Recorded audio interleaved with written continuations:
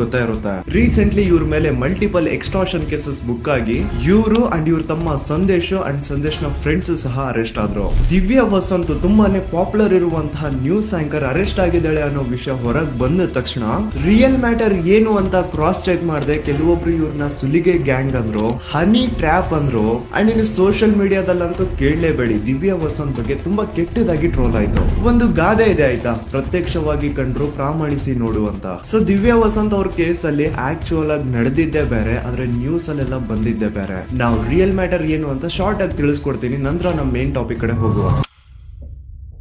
Divya Vasanth as a news anchor ಆಗಿ BTV news channel ಅಲ್ಲಿ work ಮಾಡ್ತಿರ್ತಾರೆ. ಅಂಡ್ ಇವ್ರ ತಮ್ಮ ಸಂದೇಶ್ ಈಗಷ್ಟೇ 6 ಮಂತ್ಸ್ ಬ್ಯಾಕ್ ಇನ್ನೊಂದು ನ್ಯೂಸ್ ಚಾನಲ್ ನ್ಯೂಸ್ ಅಲ್ಲಿ ಆಸ್ ಎ ನ್ಯೂಸ್ ರಿಪೋರ್ಟರ್ ಆಗಿ ಸೇರ್ಕೋತಾರೆ. ಸೊ ಸಂದೇಶ ಒಂದು ನ್ಯೂಸ್ ಚಾನಲ್ ಜಾಯಿನ್ ಆದ್ಮೇಲೆ ಅವ್ರಿಗೆ ಸಿಕ್ಕಂತಹ ಫಸ್ಟ್ ಟಾಸ್ಕ್ ಸೊಸೈಟಿಲಿ ನಡೀತಿರುವಂತಹ ಒಂದು ಸ್ಕ್ಯಾಮ್ ಅಥವಾ ಒಂದು ಕೆಟ್ಟ ದಂಧೆ ಬಗ್ಗೆ ಸ್ಟಿಂಗ್ ಆಪರೇಷನ್ ನ ಮಾಡಿ ಎವಿಡೆನ್ಸ್ ನ ಕಲೆಕ್ಟ್ ಮಾಡಿ ತಂದು ಕೊಡೋದು. ಆ ಸ್ಕ್ಯಾಮ್ ಅಥವಾ ಕೆಟ್ಟ ದಂಧೆ ಏನಿತ್ತು ಅಂತ ನಂತರ ಹೇಳ್ತೀನಿ. ಸೊ ತಮ್ಗೆ ಚಾನಲ್ ಅವರು ಅಸೈನ್ ಮಾಡಿರುವಂತಹ ವರ್ಕ್ ನ ಒಪ್ಕೊಂಡು ಸಂದೇಶ ಅಂಡ್ ಒಂದಿಬ್ರು ಸೇರ್ಕೊಂಡು ಸ್ಟಿಂಗ್ ಆಪರೇಷನ್ ಮಾಡ್ತಾರೆ. ಅಂಡ್ ಆ ಸ್ಕ್ಯಾಮ್ ಅಥವಾ ಕೆಟ್ಟ ದಂಧೆ ಏನ್ ನಡೀತಾ ಇತ್ತು ಅದ್ರ ಬಗ್ಗೆ ಎಲ್ಲಾ ಎವಿಡೆನ್ಸ್ ನ ಕಲೆಕ್ಟ್ ಮಾಡ್ಕೊಂಡು ಆ ಎವಿಡೆನ್ಸ್ ನೆಲ್ಲ CEO ಆಗಿರುವಂತಹ ವೆಂಕಟೇಶ್ ರಾಜನ್ ಕುಂಟೆ ಅವರಿಗೆ ತಂದು ಕೊಡ್ತಾರೆ. ಸೊ ಎಲ್ಲಾ ಎವಿಡೆನ್ಸ್ ಕಲೆಕ್ಟ್ ಆದ್ಮೇಲೆ ಚಾನಲ್ ಅವ್ರಿಗೆ ಗೊತ್ತಾಗುತ್ತೆ ಈ ಒಂದು ಸ್ಕ್ಯಾಮ್ ಅಥವಾ ಕೆಟ್ಟ ದಂಧೆಲಿ ತುಂಬಾ ದೊಡ್ಡ ದೊಡ್ಡ ಪವರ್ಫುಲ್ ಪೀಪಲ್ ನ ಕೈವಾಡ ಇದೆ ಅಂತ. ಸೊ ಸಂದೇಶ್ ಅಂಡ್ ಅವ್ನ ಕೊಲೀಗ್ಸ್ ಏನೋ ಕಷ್ಟಪಟ್ಟು ತುಂಬಾ ರಿಸ್ಕ್ ತಗೊಂಡು ಎವಿಡೆನ್ಸ್ ನೆಲ್ಲ ಕಲೆಕ್ಟ್ ಮಾಡಿದ್ರು. ಆದ್ರೆ ಚಾನಲ್ ಅವರು ಆ ಎವಿಡೆನ್ಸ್ ನ ತಗೊಂಡು ಆ ಸ್ಕ್ಯಾಮ್ ನ ಅಥವಾ ಕೆಟ್ಟ ದಂಧೆನ ಎಕ್ಸ್ಪೋಸ್ ಮಾಡೋ ಬದಲಾಗಿ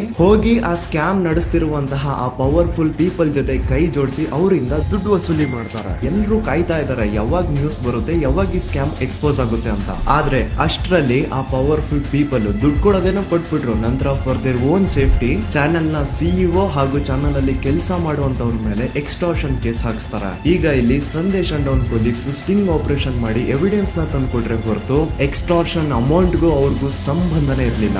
ಆದ್ರೂ ಸಹ FIR ಕಾಪಿಲಿ ಸ್ಟಿಂಗ್ ಆಪರೇಷನ್ ಮಾಡಿದಂತಹ ಸಂದೇಶ್ ಅಂಡ್ ಅವ್ನ ಫ್ರೆಂಡ್ಸ್ ನ ಹೆಸರು ಇರುತ್ತೆ. ಈಗ ಈ ಸ್ಕ್ಯಾಮ್ ಅಲ್ಲಿ ಈ ಸ್ಟಿಂಗ್ ಆಪರೇಷನ್ ಅಲ್ಲಿ ಅಂಡ್ ಎವಿಡೆನ್ಸ್ ಕಲೆಕ್ಟ್ ಮಾಡೋದ್ರಲ್ಲಿ ಎಲ್ಲೂ ದಿವ್ಯಾ ವಸಂತ್ ಅವ್ರದ್ದು 1% ಕೂಡ ಇನ್ವಾಲ್ವ್ಮೆಂಟ್ ಇರಲಿಲ್ಲ. ಇನ್ಫ್ಯಾಕ್ಟ್ ಅವರು ರಾಜ್ ನ್ಯೂಸ್ಗೆ ವರ್ಕೇ ಮಾಡ್ತಾ ಇರ್ಲಿಲ್ಲ. ಅವ್ರು ವರ್ಕ್ ಮಾಡ್ತಾ ಇದ್ದಿದ್ದು BTV ನ್ಯೂಸ್